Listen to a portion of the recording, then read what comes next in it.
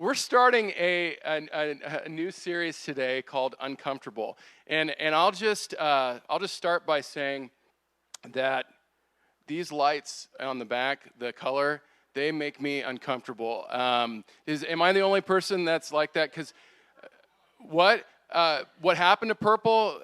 Daniel purposely, in light of our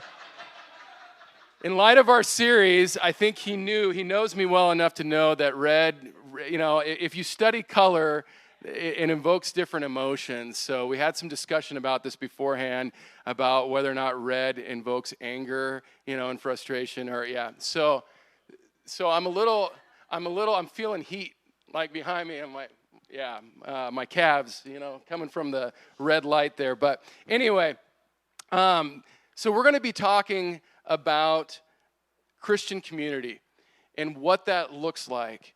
Oh man,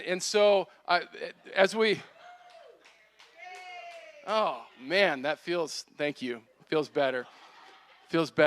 So I'm going to ask you the question, like, what is your dream church? Okay? I don't know if you've ever thought about that before, but what is your dream church? What if there was an agent? There probably is. I mean, honestly, in the culture we live in today, you probably can find, we've got some real estate agents in here, but I'm wondering, I bet there's probably people that you can contact to give them the list of all the things that you want in a church, and they take you around to like 3. They take you to the one that, they start you with the one that you're like, oh, no, and then they show you the, just the dream deal, and then you end up selecting the one in the middle. Isn't that the way it's supposed to go with real estate or whatever? So, but what would be involved in your dream church? Think about that for a minute. Think about the setting. Do you like urban? Do you like rural? Do you like some sort of mix between the two? What about the building and the architecture of it? Do you like more contemporary, or do you like old school, or do you like the mix of the two? I don't even know what the word is for that, like the ancient modern, or I don't know, there's probably a better word. But how about the theology or the ministries? Or what does a Sunday morning look like in your dream church? What does the worship look like? Is it loud? Do they pass out earplugs on the way in? What does that look like? Or is it really mellow? Do you like hymns? Do you like contemporary music? Do you like songs that go on for 11 minutes? What would it look like? The thing that we're going to discuss is there's a good chance that even this church that you have chosen to be a part of, or if you're a guest this morning, this is your first time, but all of us have made a choice to be here today. Chances are this is not your dream church. Chances are this probably doesn't check all the boxes on your preference list. And so in the next 4 weeks, we're going to talk about Christian community and what that really looks like. What are we to make of the fact that following Jesus often leads us to uncomfortable and awkward situations? What does the life, the death, and the resurrection of Jesus Christ tell us about what it looks like to embrace the challenge of living in Christian community? Because that's who we are to follow. That's who we say we follow. We follow Jesus' example. And we follow him in his death, his life, and his resurrection. And there are, these are the types of questions that we're going to kind of look at over the next 4 weeks. And we're going to be setting up this series this morning by looking at 2 main passages of Scripture and the way that they can shape our thinking when it comes to life in the church. So when I thought about this concept of what is my dream church? What does that look like? I was a little embarrassed when I paused to think about that, about how quickly I could kind of roll out my preference list. Because I kind of, I don't know that it's any easier for me. I have spent a lot of time either working in church or being raised in church and that, but I seem to kind of right away start to construct it in my head. And it was cool in the beginning, but then when I kind of landed at the end of it and realized just how much of that was just all built in me and my preferences, I was a little embarrassed about how easy that was to kind of paint that picture. But that's how we're conditioned in this life. We're conditioned and raised within a culture of consumerism. We're raised within a culture of have it your way. Have it your way is kind of the air that we breathe in our culture. When you think about your social media practices, we curate only what we want people to see carefully, in our social media. If somebody does something or says something that we don't like, we can just simply very quickly unfollow them, unfriend them, just get away from it. Or we can engage them. But we've all seen how that goes on social media too, because that just creates like a firestorm a lot of times, because you cannot disagree with people in an agreeable way, it seems like today. So, and then we've got things like when I go home and I watch Netflix, I have the ability to create my list of what I want to watch, right? So I can go through, and how many people have a list on Netflix of the movies and the TV shows? You keep a running queue of those things. And it's awesome, right? Everybody loves that. And so what that means, though, too, is that I can watch something, and if I get 10 minutes into it and I'm like, well, this is boring, I move on and forget all about it, right? Done with that show, and I'm on to something else. Because to keep our attention anymore, our commitment and our longevity in that is only as good as our attention span is, and a lot of times it's short. If we're not getting what we want in that moment, we know that we can very quickly move on. We've got other choices. And while that, on one hand, seems very, very good, there's a totally harmful, unhealthy side to that. This world that we live in and this way in which we approach life can also carry into the way in which we approach church. So like so many other things in our lives, church becomes a thing that we design according to our checklist of preferences. So if we don't like what we're being served up on the menu from church, we just don't go to that church anymore. And there's a lot of other really, really good, options in our town, so we just kind of up and move on. Consumerism can best be defined as chronic dissatisfaction. Chronic dissatisfaction. And this has been going on in our culture for a long time. The best thing that can happen for companies that are manufacturing a product and that they want you to buy is that they have convinced you and they've built into you a sense of restlessness, that the things that I need are not enough for me to be satisfied, but if only I had that thing, or if only if only I could change my situation to look differently than it is now, then I would be happy, then I would be satisfied, then I would feel fulfilled. And that restlessness, it keeps us on a never-ending quest for more and better, hoping that somewhere down the road we will find deep and longing satisfaction. It's the grass is greener on the other side type of mindset. So if our approach to church becomes driven by this same type of mindset of finding that perfect place, that place that gets me, that meets all of my wildest dreams, only Pedro can deliver on that. That meets all my wildest dreams, then we're never going to commit ourselves to any place or to any people. Here's the truth that we have got to digest this morning, and that is that church is not about your preference. It's about knowing God. Pure and simple. It's not about your preference, it's about knowing God. The purpose of the church is not to provide a place where all of us can be perfectly understood and met in our comfort zone. The purpose of the church is to provide space for people to understand God more and to grow in Him, to meet Him where He is. So that's a flip, and it's definitely counterculture. I love, last Sunday was the first week that we were able to start going to Financial Peace University, which we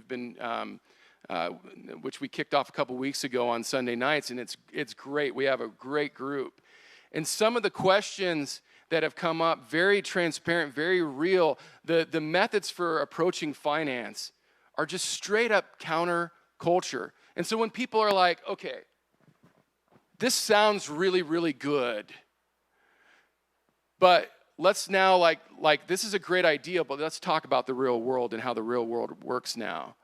Like that can't really work on the ground level, can it?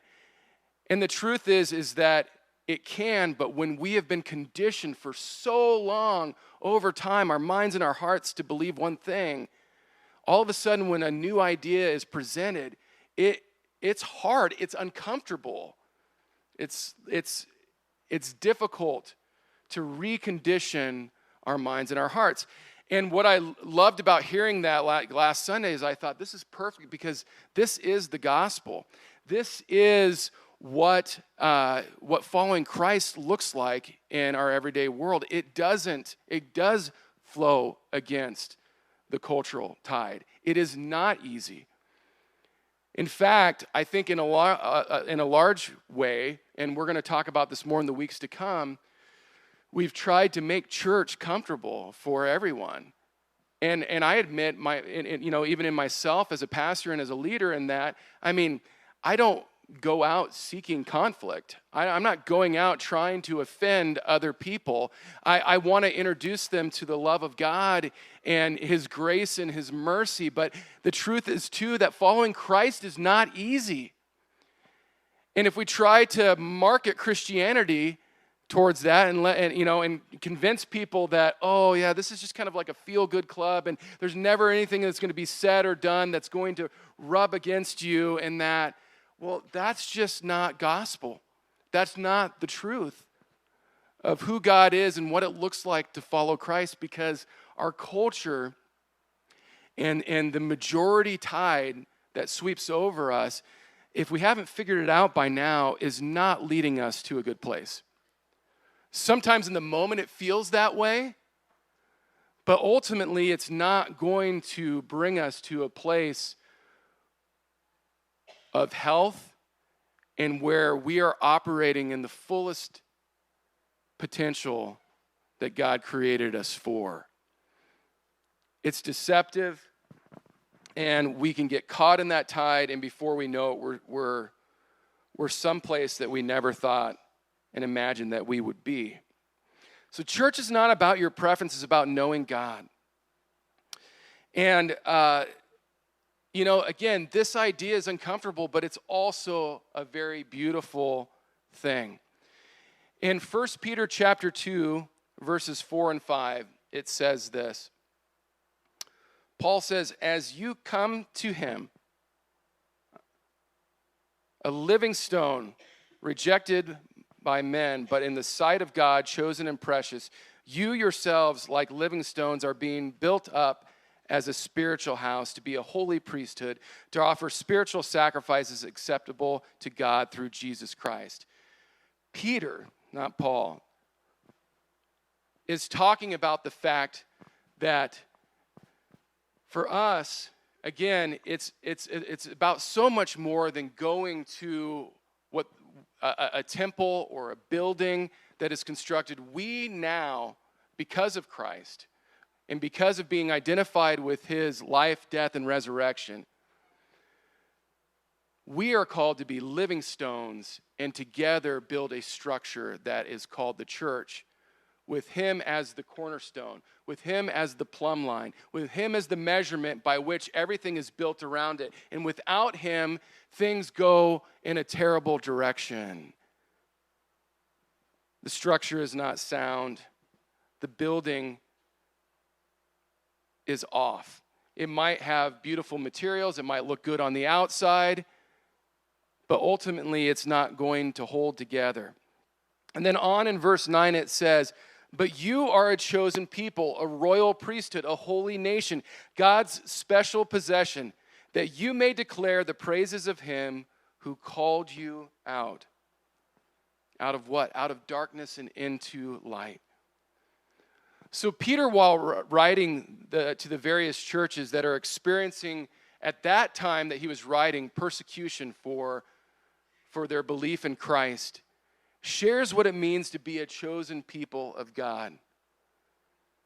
So just like Jesus was a living stone, and just as he was rejected by the culture, God chose him.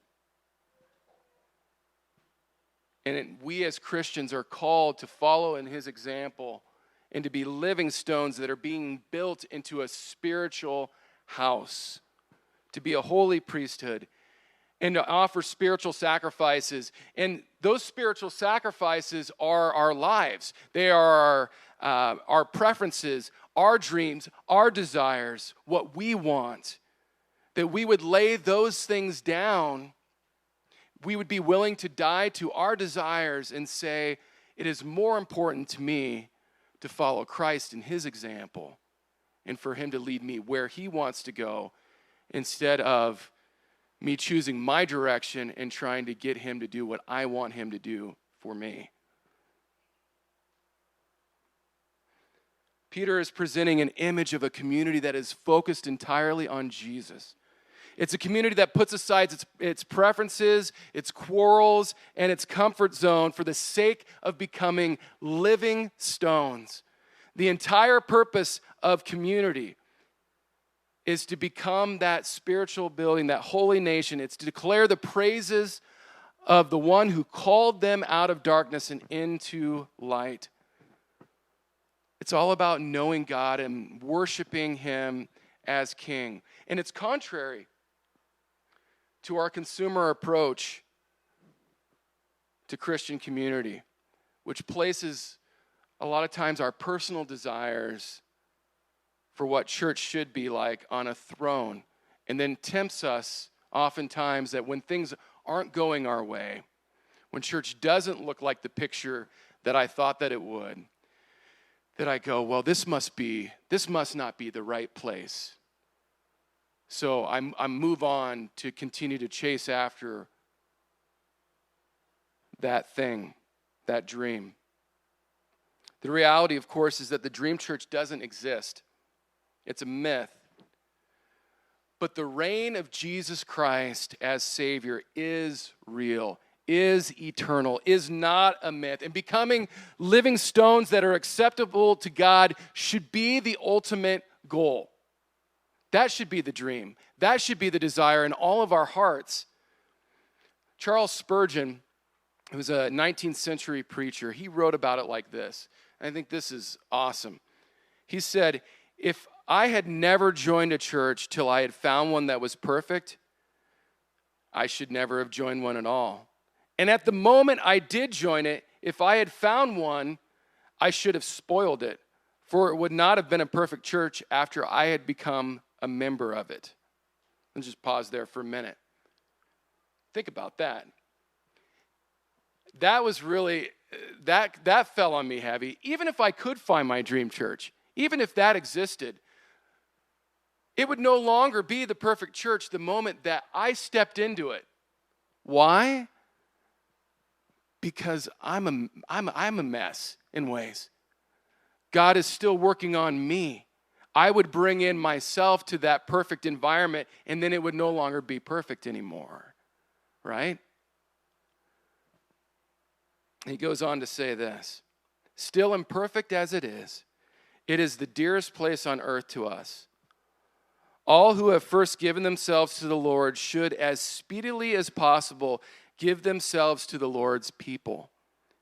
As I have already said, the church is faulty, but there is no excuse for your not joining it if you belong to the Lord. I'm going to take these off because I am sweating. I told you it would happen. It's easy to have a consumerist approach. It's easy for us to do that when it comes to committing to church because it's the way we look at everything else in our lives. So how do you just, immediately shut that off when you walk into this place? And really, it's not about what you do when you walk into this place that really matters as much as what you're doing when you're outside of this place, because that's where we actually live out and walk out being the church. But it's hard to do that. It's hard to come in and say, well, do I like the worship style? Is the preaching entertaining enough for me? Is it keeping my interest? Is my falling asleep? Is that church down the street maybe a better fit? Because I've been hearing about it, and they've got really cool T-shirts and other merch, and that. So I don't know. But when we allow a market mindset to influence our spiritual lives, our faith can become less about knowing and serving Christ and more about finding a community that serves our own desires. And rather than trying to form communities around our own preference, we got to allow God to make us his own and his own people. That God be formed in us and then forms us into community. It's not about finding a church that perfectly fits my theological, my architectural, or my political preferences. It's about becoming like living stones that are being built up to become a spiritual house, focused on and held together by Jesus Christ. And again, if ever there was need for that type of community, where we have the diverseness of preference and opinion and background and all of that stuff, and yet we can find a place where we can worship together and be held together by something stronger than that, we need that example today. What else exists like that out in our world? I don't know. Not even neighbor to neighbor do we exist like that. It's all very polarized. There's a lot of gap. Or we've convinced ourselves of that. We just push further and further away from people who do not agree 100% with us.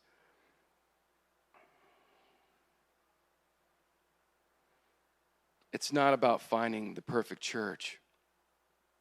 Instead of choosing a community based on how it fits me, we should be collectively spurring one another on to be fit into the likeness of Christ.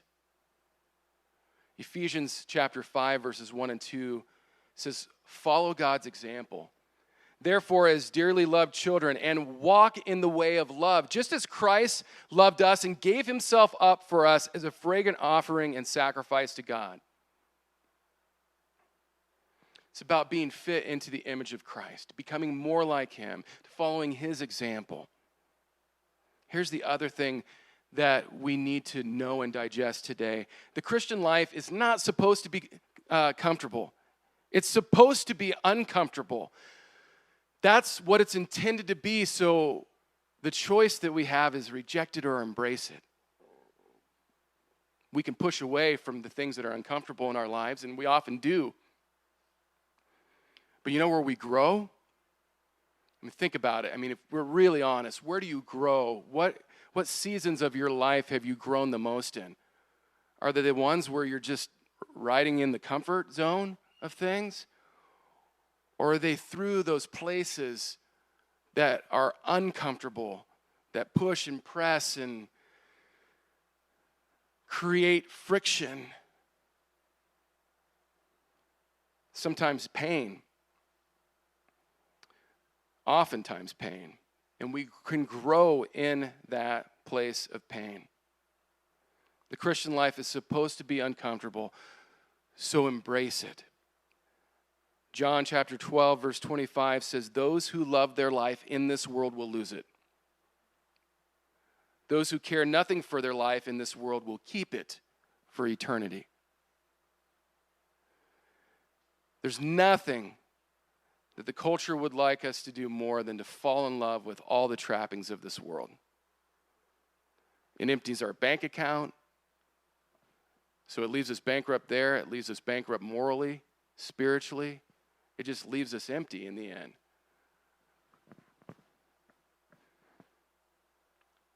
Jesus, while predicting his own death, tells the crowd that following him requires dying to ourselves. These are challenging words. I can't imagine, and I don't think we would be able to completely wrap ourselves around those who were hearing him say this for the first time. It would not be a popular address. I don't know that a bunch of people would just be getting rallied up to say, let's go and die.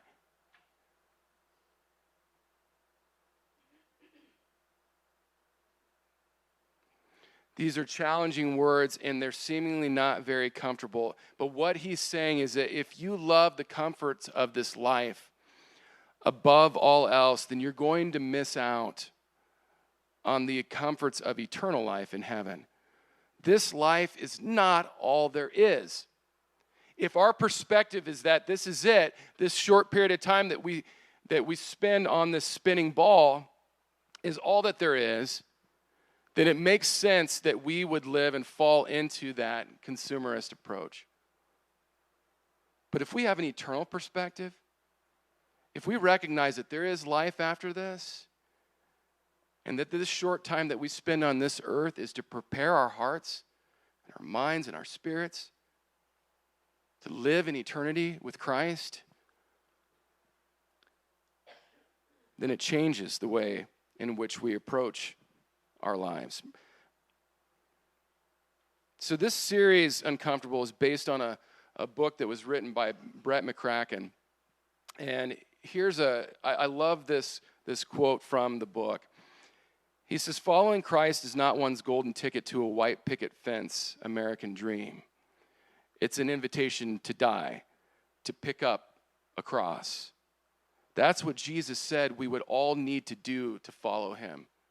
To die to ourselves and to pick up our cross to follow him. Similarly, C.S. Lewis said it like this: I didn't go to religion to make me happy.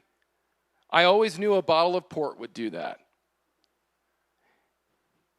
If you want a religion, if you haven't had port, you would know. Anyway, if you want a religion to make you feel really comfortable, I certainly don't recommend Christianity. If you're seeking comfort, Christianity is not probably the path. I'm just being real. It's not. Not if you really want to just kind of live comfort and according to your own preferences, your own desires, your own dreams. It might start that way, but as you press into it, if you get serious about following Christ, eventually it's going to lead you to places that are uncomfortable. Not because God's just trying to mess with you, but because he loves you. You need to understand that. It's not like, don't misunderstand this as some sort of cosmic game that God's just, playing with us like ants and he's just trying to mess with his creation. Look at it more as a true, perfect, loving Father. And I know that's hard because some people in here have not had that as an example. But I'm just saying, look at it as somebody who loves you unconditionally for who you are, for all that you have done, and desires the very, very best for you, that you can trust completely that he has your best interest at heart. That person, that God, moves us to places that are uncomfortable, not to mess with us, but to help us to grow and to become the fullness of who he's created us to be. It's because he loves us. Because he knows that left to our own devices, we would continue to walk in places of pain and to a destiny that ultimately is doomed.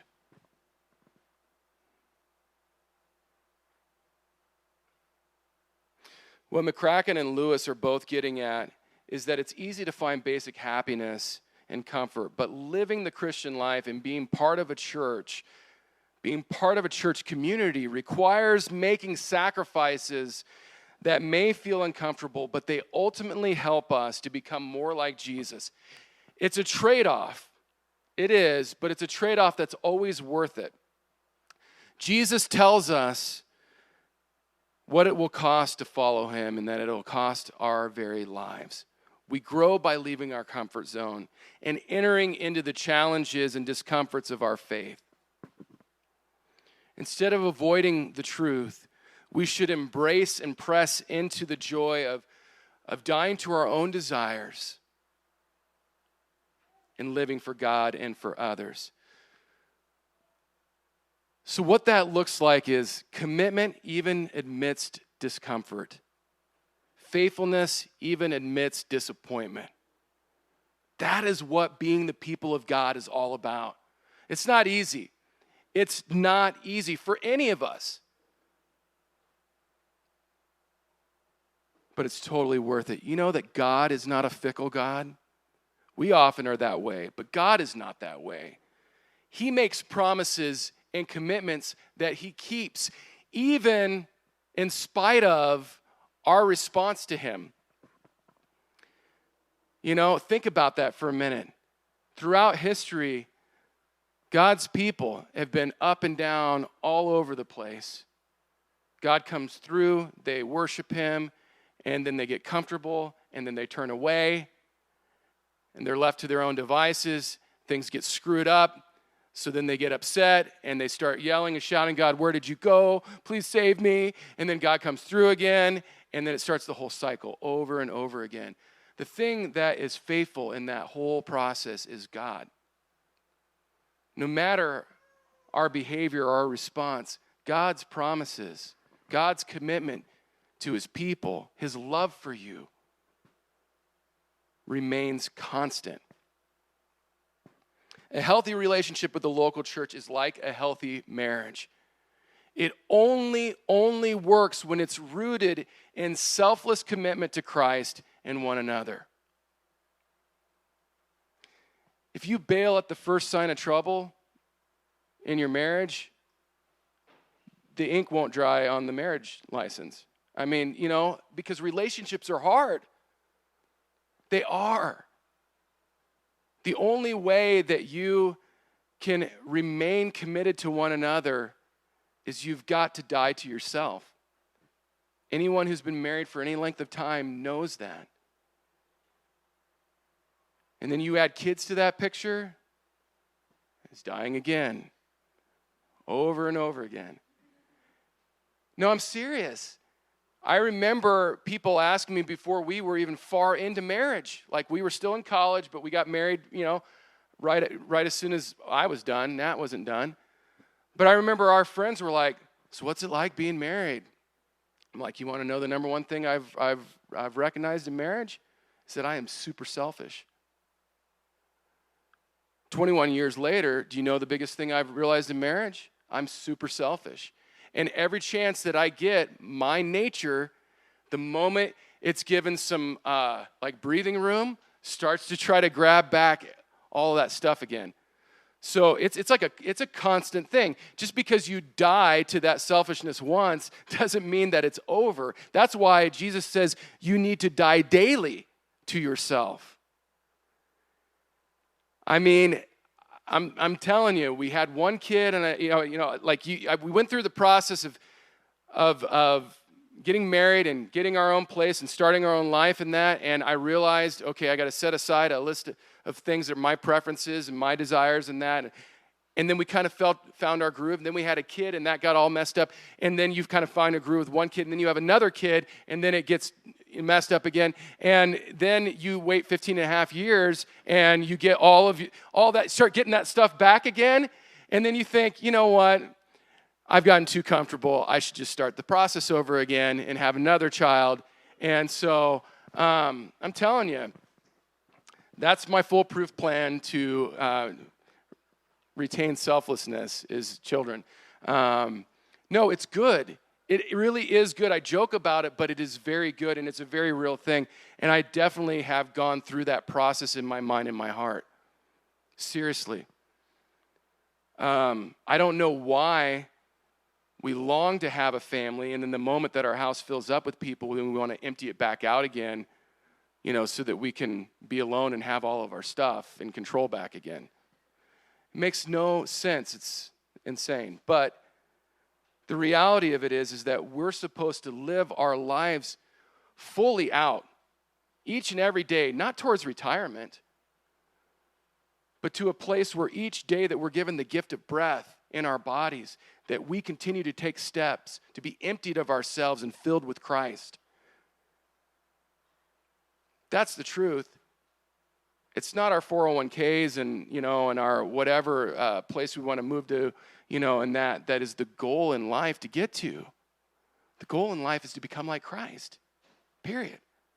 But we've been sold a different deal.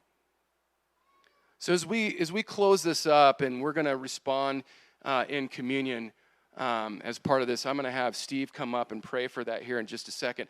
I'm just going to ask you, what if we gave up the dream church? What if we stopped trying to find fault with our Christian community and instead we embraced discomfort? What would that look like? In order to know God and to be known as his people, we must reject the consumerist church hunting mindset. Lay our preferences down and enter into this awkwardness. And the only way to put it, which is dying to our own desires, just like Jesus did when he said, "Not my will, but your will." Not my will, but your will. What if we were to say that and really mean it and live that out? We're going to dig into that example, Christ's example, next week.